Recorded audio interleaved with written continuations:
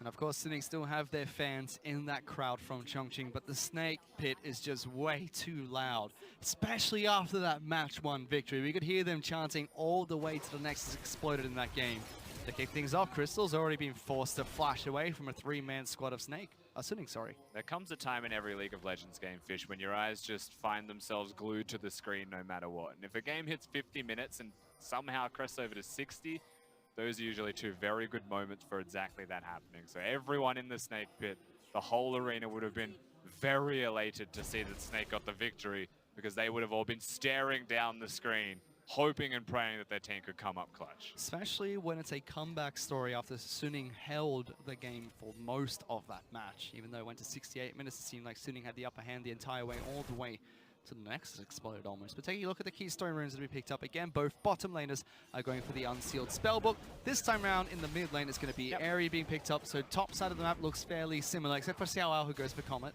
And it's important, of course, here, we were just watching SSSofm do the Wolves to note how he's going to path in this game. He is someone that we mentioned that revolutionized the Gromp and the blue buff leash, doing it simultaneously. But starting Wolves doesn't always mean that you're going to go to do exactly that. It can actually mean that you're going to, in part, do a full clear that starts with a half clear on one side of the map. So Wolves, Raptors, red buff, and then you can go to Scuttle Crab if you'd like, or Krugs, recall to the other side of the map. And what this does is it foregoes the vision from your opponents. They won't be able to see where you are. They'll assume you're on the top side of the map and you've come back to the bottom side.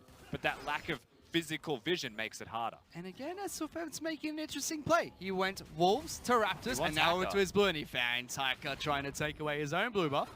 What are you Gets doing, him with the rubber hand, slams him into the blue buff as well. That takes away Sejuani's passive. So let's see if Snake are able to rotate over. But currently, it's Talia who has priority in the mid lane, and bottom lane it's Caitlyn who's pushing it with Tom Kench. You'd assume this is actually H4cr's buff to secure, and he does do exactly that, and he's winning the trade as well. SSSofm, he may have wanted to respect that a little bit more when you look at the state of the lanes that we're going to rotate. That's just a mistake from Zach. Yeah, your junglers can't play around the jungler when your lanes are being pushed in so quickly, and SSSofm had the opportunity to take red buff and go towards his own blue. Doesn't work out for him. No, and you can see, again, I can understand that he wants to take a risk like that. If he manages to secure that blue, then that's very impressive for himself, right? He can then go over to the red buff, get himself a full clear. But H4cker takes the risky decision of even going for the smite battle, but knows how much damage he deals, is able to secure it. And because he forces the Zach back to base, look at the added pressure that ensues. That's a 4 buff. If Zach can't steal this from H4cker... Well, Zach can't steal anything. They know exactly where he is. Knight still has control of the mid lane, and he's going to try and kill SSSofm and keep him away from the Krugs. It's not just 4 buffs, it's everything. They're trying to dive both Fladra and SSSofm. Xiao's been able to chip down that top lane next to nothing, and they both retreat to their top lane in a turret. They just absolutely demolish Snake in every conceivable way. You mentioned how important the jungler is towards winning a game. Well, look at what happens when your jungler, that is the most important part of your team, gets counted. Well, H4cr's got SSSofm downloaded in this match because he knew exactly where Zach was going to be in every step of the way. And now teleport bottom lane. Yoon actually flashing forward to try and lock down Hoodia. Steps on a trap here, going to take a lot of damage. Yoon has the Devourer available, but instead they go for Crystal, who is stuck between a Rock and a Scion, and SNG get first blood. Hoodia flashes away to safety, and Crystal sacrifices himself. No summoner spells used. Just wanted to try his best to maybe get a cheeky kill under Yoon on the backside. And best case scenario here is that Hoodia can hold the wave. He also has the teleport if need be. Crystal's going to teleport in as well. It's the start of a disaster for Snake, but it's not like we haven't seen this before. Exactly as how last game started. A little bit stronger this time round for SNG. Can Snake hold on the way they did in that last matchup? Or do they still have some moves of their own that they're not showing just yet? Some way to find priority in this match? When you look at the difference between games 1 and 2, where SNG Gaming are strong and where Snake are weak, the jungle was where Snake was strong. That's the exact opposite right now. You're looking at strength from H4cker in contrast to SSSofm, and that's the matchup you never thought to say that in as well. That may be a bigger deal than you would ever imagine. This Sejuani is going to be monolithic compared to his opponent, the tiny flubber running around in the jungle. And it's not like they banned out SSSofm this time. The only junglers they took away from him were Sejuani as well as Skarner. Snake could have picked any jungler they wanted during the first pick rotation. Instead, they opted to give it to him last again. I don't think picking the Zach is the problem in this situation either. It's just how they've played it out. Again, this is we looked at how SNG Gaming lost game 1, it was Execution. I think Execution's a very similar prospect here in the second game. They don't really know what they're doing right now, Snake. They feel very disheveled compared to what we're used to seeing, especially SOFM, half clearing on his Wolves, going over to Raptors, then just coming back to blue buff, losing both major buffs. There's nothing for SFM to pick up. Can move towards his Gromp now. Sorry, Gromp Krugs. That's about it. Knight, sorry, H4cker has done a great job so far, and Knight has been pushing in GWOR constantly and aiding his jungler, taking a play out of Snake's playbook. ShowL with control on the top side of the map as well. You're seeing what happens when the Scion can handle the Gnar, which is what you'd expect. They're diving top lane Talia's coming up as well. Remember, there's no flash available for either the jungler or top laner for Snake. Flandre does have Mega Gnar coming up shortly. ShowL missed the roar right there, but they get him in time. SFM tries to jump in. Can he lock down H4cker? Nice and no. top watch. ShowL now going to take the turret damage. So trying to dive Snake's jungler instead. Still has passive available for Zac. So it's a bit dangerous for them to do so. H4cker has flash. It should just be a free kill. Throws the minion at him. Heal's going to come out from Knight as well. And now that he has no turret to run to, Suning walk all over the top side of the map, getting another kill in the top lane. And this is just an absolute demolishing of Snake's ranks at the moment. They recall top lane. They've got the kills. They've got the tempo. GWOR's just hanging out in mid lane. Like, what's happening, guys? His top lane is just being destroyed this entire time. Great execution here. Knight does not block off ShowL. They wait for the stuns to connect before the shove even gets considered.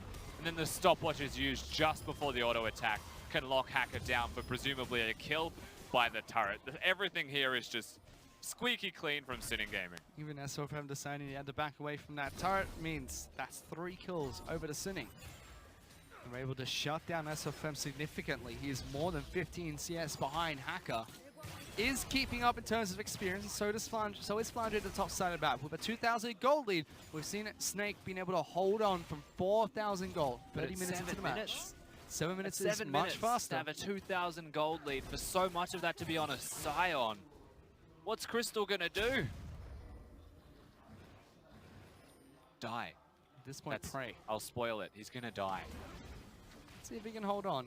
He's still sitting on a Doran shield and a stopwatch in comparison to the BF sword. That's been picked up by Caitlyn. Already going for another initiation. SOFM does hit level 6 from that. Is going to try and deliver H4cker further back. GWOR was forced to use his ultimate there as well. He does get back to safety and secure his blue buff.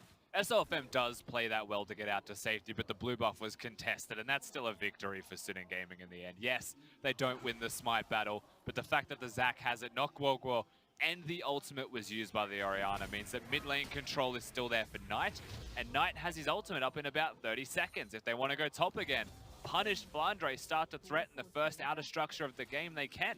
If they want to send ShowL to bottom lane with the Talia and H4cker now that they're 6 and they're hitting those ultimates, they could do that as well. Well, they're trying to see if they can invade onto SOFM on the top side of the map. Red buff is there, and H4cker once again makes his way up there. Exactly the same play that we saw at level 3 is now being put into effect at level 6 for H4cker. Doesn't spot out SOFM. There is a ward over this red buff. But he doesn't necessarily need to. The only risk they have presently is that Knight's at about half health. So they threaten the red buff. He should just be stronger in the 2v2 because Talia's here first. But mid priority is the biggest concern, whilst top is just demolishing. ShowL might be caught out slightly here. H4cker is close by. SFM going to try and pull him back. Good use of the ultimate coming out from ShowL to deny that crap job, but they're still hunting. Flandre gets the hyper proc, wants to continue challenging, but it's just so tanky. Ninja Tabby as well as Glacial Shell pick up. You're not killing that, man. Nope, that's what the 201 Scion will do whilst he was well out of position. He's tanky enough to survive. The ultimate, the flash expended, however, is still a win for Snake. And they actually get a trade. They get something positive. Whilst it's not a kill, it is something. They're holding on. Something about Snake is, despite the 3 kills, despite the early shutdown of SOFM, they are just trying to survive in this match. That's what allowed them to find the opportunity to come back to the game last match. It is a lot earlier this time around. There is no part of the map which is going well for Snake at the moment. But at least they're holding on. The top lane is just a giant mess. How strong ShowL is. Bottom lane is doing work, as you would expect, though, for a Caitlyn and a Tahm Kench against the Varus. The range advantage there starts to make a large amount of difference. And also just having jungle presence down there. Having presence from the Scion specifically with the teleport down there. It's not just a Fed Scion, it's a Fed Scion that contributed to bottom lane and got it going. And then mid lane, Knight has just been unlocked. He has been unleashed into the entire map, and he's doing it time after time. They still have their eyes set towards the top lane. Flandre nowhere near Mega, with Hacker waiting in the wings, with Knight disappearing from the mid lane. That's an easy first turret being picked up by Sunny. And note, of course, that Knight wasn't even going towards top lane. He just sat in the bush, Vision spotted him, and he said, well, I'll just hide. And the fact that he hides zones away Flandre, the turret just drops. It is solo gold for the first turret of the game over to Xiao too, like he needed another 650, but he has it. He's got both components for his Frozen Heart all ready to go as well. Crystal's going to have such a difficult time against the Sign. Yes, Crystal will be doing a decent amount of magic damage when he picks up a Rage Blade, but he relies on that attack speed to deal that damage, and Sign is going to be all up in his face. Certainly will be. Cyan also just in front of everyone's face being fed means that he's not going to die regardless. Of course, his first item's going towards a Frozen Heart. You're looking towards the second item for majority of the magic damage. SSSofm at least takes his big raptor away. He wants his chickens. They already got a chicken dinner in the first match. Now they'll have to see if they can get him in the second. Crystal does get locked down. Hacker does half his health and damage, forces him to flash away. Even Yoon trying to join that fight, but that's a summoner spell being burnt by the AD carry of Snake. No hesitation from Yoon to jump in as well, so a second ultimate was burnt, but the flash from Crystal means they can dive him at a moment's notice. If ever they find the chance, Knight being unlocked in mid lane is exactly that opportunity that they could look towards if they wish to pursue that, and they should be, and they are. So they try to go for a dive onto SFM on the top side of the map. They do cancel Sion's ultimate, and Flandre does get a lot of hyperbox, but that's a big Q being charged up by Xiao. In fact, teleport's coming up here as well. 3 of them. Everyone wants to get some action on the top side of the map. Yoon's going to be able to save Sion for a little bit longer. Crafty Chains will come out from Varus, but that's SSSofm. You've gone way too deep, buddy. He falls. His passive gets popped. Flandre tries to jump in. Great stopwatch being used by Yoon. Has great health available as well. Xiao gets a kill in the middle of his passive. He's gone for SSSofm. Look him clobber away. Gets one more down. And now Snake needs to try and run away because Sunny, they've just got so many millions up the top lane. That's an ace. 12 minutes into a match.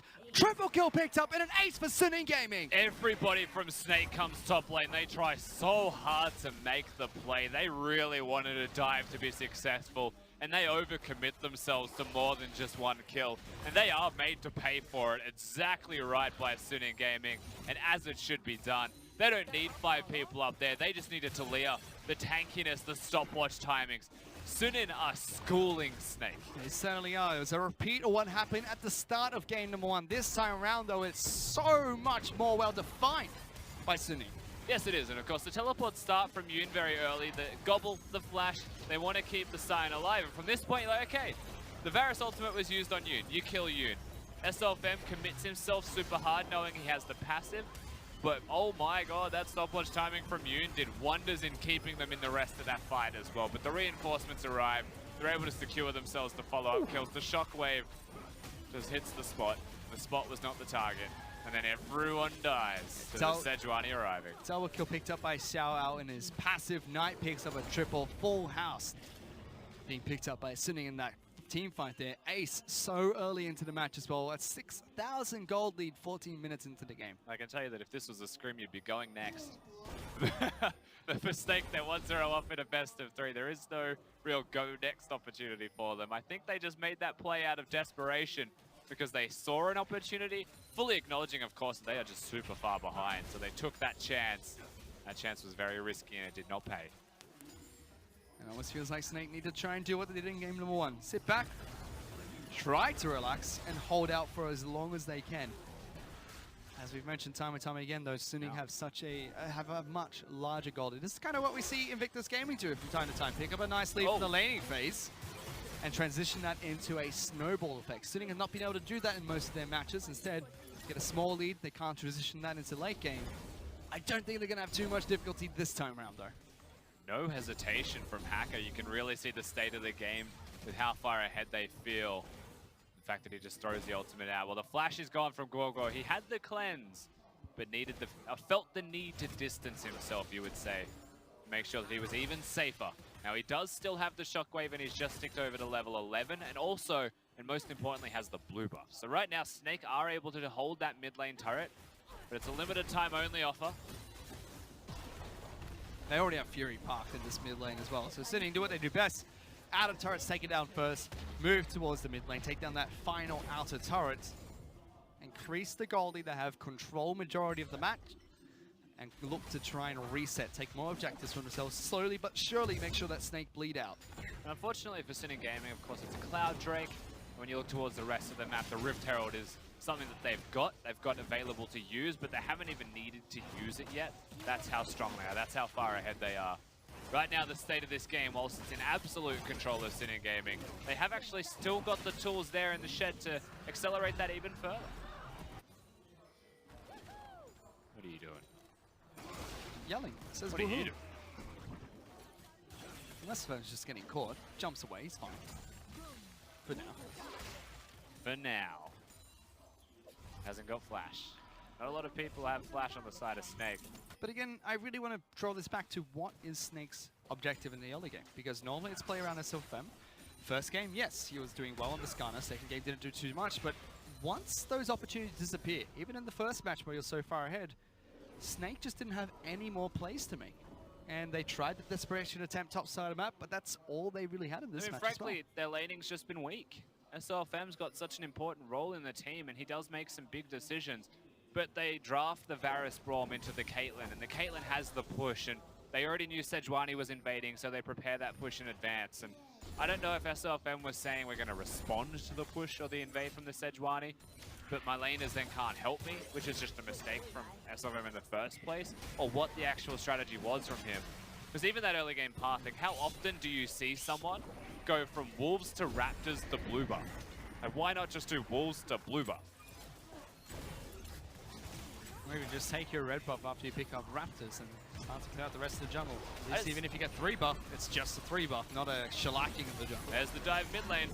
They're looking to try and go for more kills here if they can. Walk over a good shockwave as well as stopwatch used. But look at that Sion, just parked right on top of the Orianna. Fury picks up an easy kill for himself. Rift Herald is still charging into the base on top of this. Houtier is going to die. That's 2 being picked up by Suning. No response from Snake so far. SO's going to try and do what he can. Delivers unit to the back line. He uses his cleanse, flashes away, gets back nice and safe.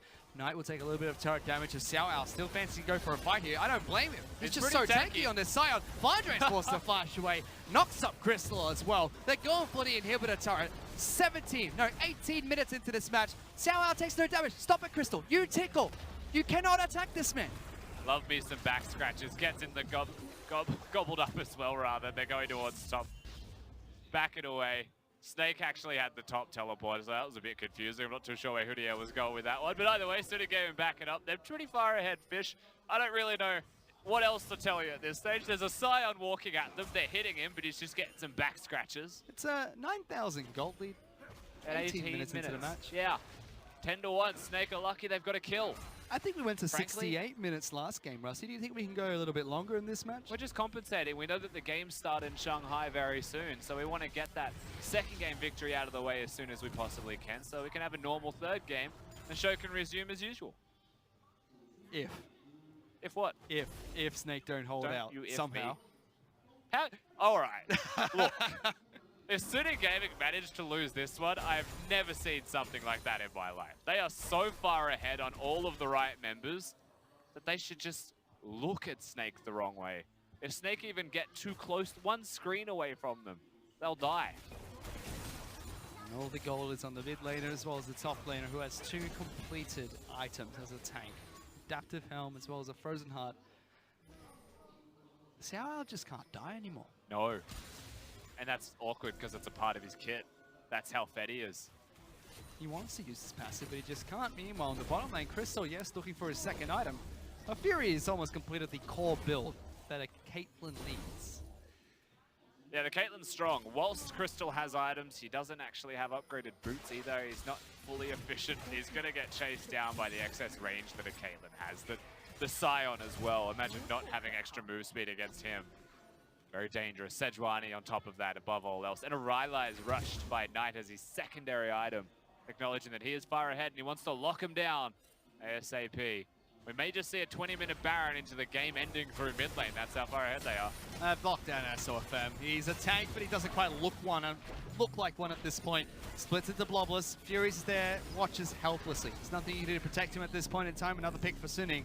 Meanwhile, Sion's charging on to Flandre. He's forced to try and run away at full health from Suning. They're just going to run at each other a little bit. Yoon and Fury also altered into the backline behind him, which is why he has to disengage. Now, instead of going towards the Baron. Even with the jungler dead, they find themselves another free turret to take, and why not when it's completely free? And now they can rotate as they would like to anywhere they would please. Well, they've got 11,000 gold. Sydney can do whatever they want. Snake, Buy a house. Buy a whole family house. they pretty much I'm could. not looking at fish, he's giving me a look. They pretty much could if they wanted to. But where was the Sydney in game 1? They had such a strong lead to start things off. They weren't able to snowball into this. SNG Gaming are a good team that continues to impress, that continues to improve. Sometimes they just don't show up to play. And they looked so good in game number 1 at the start of the game, and then they just lost it. I mean, you even compare that to the matches they had, like, against EDG, where early game they looked good as well. Late games where they faltered. They weren't able to acquire this big of a snowball, something that we see Invictus Gaming do all the time. And they're very similar playstyles as well when it comes to trying to split up the map. So need to be able to do it well early. Just transitioning it has not been easy so far. Now they have this snowball. They have to try and make these aggressive plays and show they can transition it when they have such a massive lead. Because if they don't have this massive, they won't have this massive lead all the time.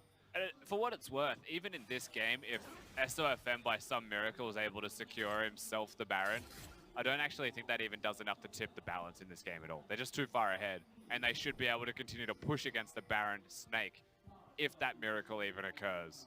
The state of this game, with a Talia wall available, that's very easily your next best step, is you just set up for the Baron, control the red side jungle, actually push in as a team and utilize that, and then if you start the Baron, which you can, Talia wall blocks them off.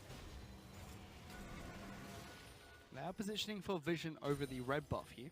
I think they're just hesitant. Baron just seems to be some kind of bad wuju.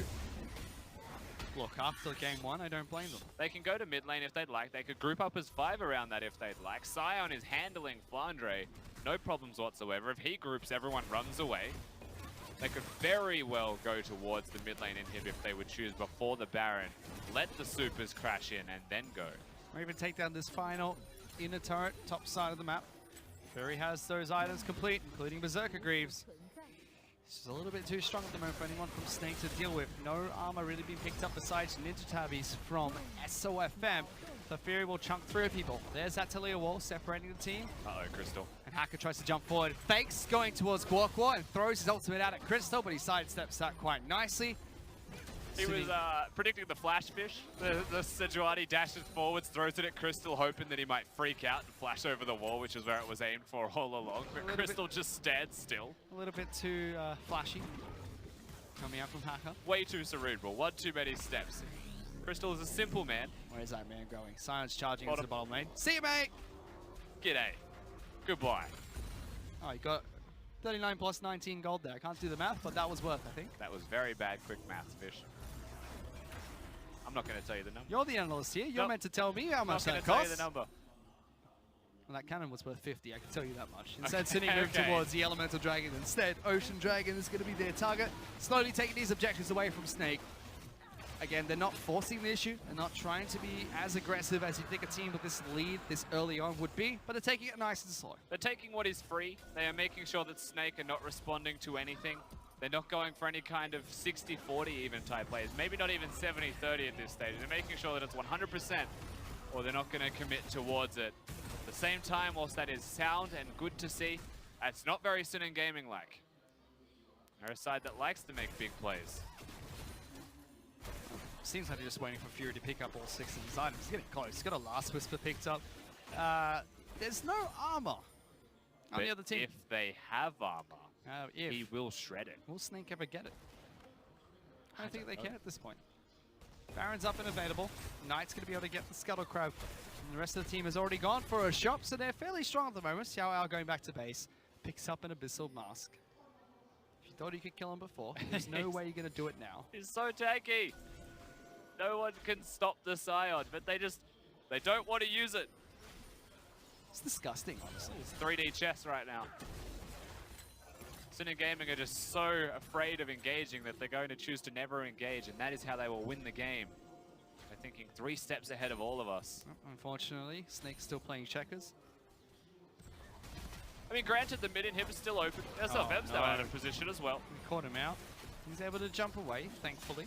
But mid inhib is available. They have a Caitlyn they could potentially push in. They're fighting bottom lane. Xiao and Flandre are going at it. No, Flandre's disappeared. Thought we could actually see some fight take Flandre place. even has an experience advantage. He's got 20 extra CS. He's been able to sit down there for such a long amount of time and farm. Snake have, I hate saying it, they've held on for long enough to get 2 items on their carries and they're working towards a 3rd. They're controlling the split push. And SNG Gaming are just playing hopscotch around the Baron. Yeah, they don't want that Baron. They just don't want it. I feel like they could bait a fight over it. They could try and force it. They could try and sneak it at this point. That's how much vision they have over this red buff, but no. Instead, waiting for the perfect fight. This is their first attempt at it. Hudier's got vision he can place down. There's still 4 control wards between SSSofm and they're checking every bush. So no matter what you do, they will find you and they know you're not doing Baron. All right, there's Would you believe it? Seesaw number 2. They clear out the ward again. Xiao goes back to the bottom lane. Hurry up and fight, come on! I'm thinking to myself, like in my brain it's like these are the wealth of opportunities that SNG Gaming have got. And then you look at what they've actually done with those opportunities and they're so afraid. I'm not happy. There's no other way to, like, from 18 minutes in the game, they were what, 12,000, 11,000 gold ahead? Oh, there's still 12,000 gold ahead. Yeah, that's still there. It's not like anything's changed. But if we get to 40 minutes and it's still 12,000, I'll be upset. Making an attempt on towards the bottom lane inhibitor turret. Flandre is trying to hold this one out. Does have Mega Gnar coming up shortly. No one else from Snake can quite get there yet, but now the wall falls. Jumps into Mega Gnar, but is thrown back by Tilia. Takes a bit too much damage, and now SNG trying to push for this turret. Can they get it? Gorgo is level 15, so the Shockwave is not max level, but the Shockwave is there. Summoner spells are available for everybody as we finally look towards a moment in the game where these teams are potentially going to try and find a fight. Here we go. Gnar does go mini though, and Sion charges into the inhibitor turret. The rest of Snake have to back off. SSSofm gets locked down by Hacker's ultimate. Hudier gets sniped up as Fury flashes forward for that kill. Crystal, he tickles Xiao out. He's healing from all this damage that Snake are doing at the moment. He took more from the minions and the Nexus turret. Sorry, the inhibitor turret there. But finally, SNG, they will get an inhibitor for themselves 28 minutes into the match. They'll be able to find a second one. Here's one they prepared earlier. They almost forgot about it. It's been that long. But they will secure the second inhib. Shockwave's still there for Gorgo. Found no opportunity to use it. Mega Gnar's still there for Flandre. He didn't get a chance to use it before. He was all tired and he came back to Mega a little bit later. So he recycled his angriness. But SNG Gaming just get 2 inhibs. They did it. They fought, but they didn't have a team fight. They just kind of pushed Snake away, and Snake decided they were not But going to fight that's the point, back. Fish. It's almost like they could have done this for 10 minutes. That's all I'm saying. But give credit where credit's due. SNG are ahead. They are winning. They're 14,000 gold up. Slow as they want to take it, all that matters at the end of the day is if they win the damn game. And they did lose game number 1 in 68 minutes. I can understand why they slowed the game down. I can understand that with an early lead as large as they had, that they don't want to throw it away. That would be embarrassing doing it twice in a row. Also understand that they did it at Baron buff last time, so they don't want to go back towards that objective again. He's spooky.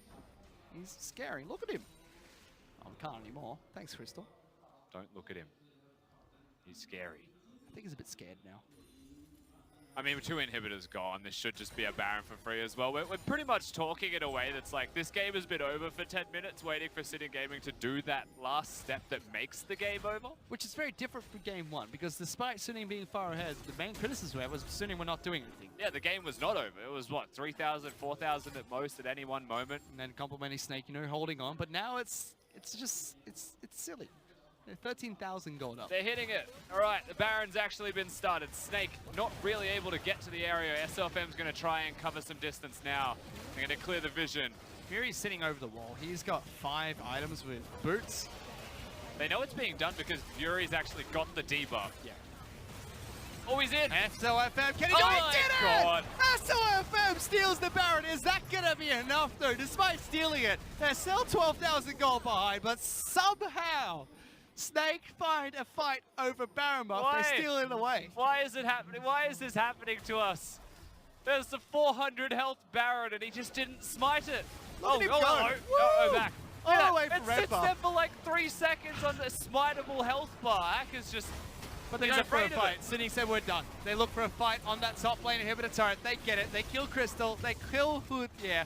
Flandre was split pushing the bottom lane to take down the bottom lane outer turret. He's going mega shortly. GH4cker takes damage from the ultimate of Caitlyn. Doesn't have shockwave available anymore. They're sick and tired of being in this snake pit. Sending one out. They need to get to game 3 to do just that. They are so upset with that Baron being stolen. Of course it was the 4v5. Crystal and Hootier are dead. SSSofm has returned. They've got Baron buff, so ultimately, you'd actually expect that Snake will be able to hold the game. It may be close though with all these supers barreling in. Sitting are too damn tired. Xiao tries to charge in on top of GH4cker. Shockwave not available for Orianna. Turret takes too much damage. That's going to fall. Only one turret left in this match means Sunic can push in quite aggressively. Xiao even tanking it up. His shield yet to break after five turret shots. Flandre very low. Does have Nara available. Looking for a stun. Good knockback coming out from Xiao again. Hootier forced to flash away from Fury. Snake still holding underneath this Nexus. But look at Xiao again. Just charges forward. He's way too tanky. Knight even builds a wall. Snake gonna get a kill on top of Flandre. SSSofm gets locked down as well. It's the slaughterhouse right here. Because Sitting just walk through the base. Take them down one by one. Crystal's the next target as well. He will fall. Hootier is shoved back into the team. GH4cker's in trouble. Triple kill picked up. Can he make it 4? Pops the Zhonya. Saved by Yoon. Gets back to Nexus duty as it will be Suning taking us to game number 3.